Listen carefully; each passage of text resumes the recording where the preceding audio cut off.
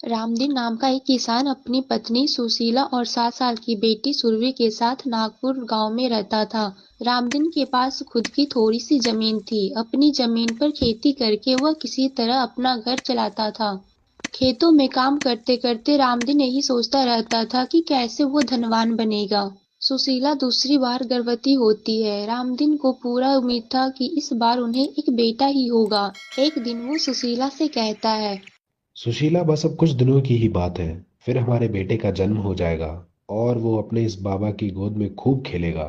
देखना तुम, मैं अपने बेटे से खूब लाड लड़ाऊंगा और फिर जब वो बड़ा हो जाएगा तो हम दोनों बाप बेटे मिलकर खूब पैसा कमाएंगे। मेरा बेटा हम दोनों के बुढ़ापे की लाठी बनेगा, लाठी। हाँ। लेकिन हमें बेटा ही होगा। आप ये बात कैसे सोच सकते हैं? हमें बेटी भी तो हो सकती है ना? नहीं सुशीला, ऐसा मत बोलो। ऊपर वाले ने हमें एक बेटी पहले ही दे दी है, अब और नहीं चाहिए। तुम देखना, इस बार बेटा ही आएगा। रामदीन के विचार सुनकर सुशीला बहुत दुखी हो जाती है, लेकिन वो कुछ भी कर नहीं सकती थी। ऐसे ही कुछ दिन बीत जाते हैं।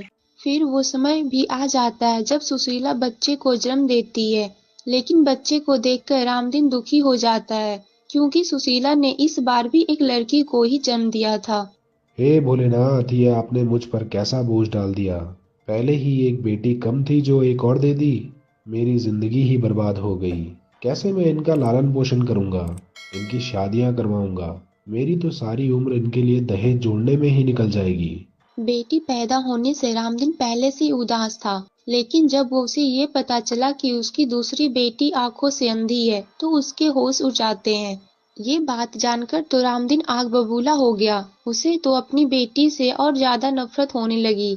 ना तो उसे बच्ची को गोद लिया और कभी उसे लाड किया, बल्कि वह उसकी तरफ देखने से परहेज करता था। लेकिन सुशीला उसे बहुत प्यार करती थी।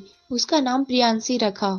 देखो जी, आखिर है तो वो आपकी बेटी, फिर आप उससे इतनी नफरत क्यों करते हो? क्योंकि ये लड़की मेरे सर का बोझ बन गई है। इसकी यही गलती है कि एक तो इसने लड़की के रूप में जन्म लिया है और ऊपर से आंखों से अंधी है। माँ बाबा अगर प्रियांशी को प्यार नहीं करते तो क्या हुआ? मैं और आप तो इसको बहुत प्यार करते हैं ना, मेरी प्यारी छोटी बहन। धीरे धीरे प्रियांशी 9 साल की हो गई और सुरभि 16 साल की। अब प्रियांशी को भी भली भांति समझ आने लगा था कि उसके बाबा उसे पसंद नहीं करते। अगर रामदीन कभी कोई चीज लाता तो वो भी सिर्फ सुरभि के लिए लाता है। सुरभि, सुरभि, अरे कहाँ है मेरी बच्ची? देख तो बाबा तेरे लिए क्या लाए हैं। प्यारा सा चश्मा। अरे वाह!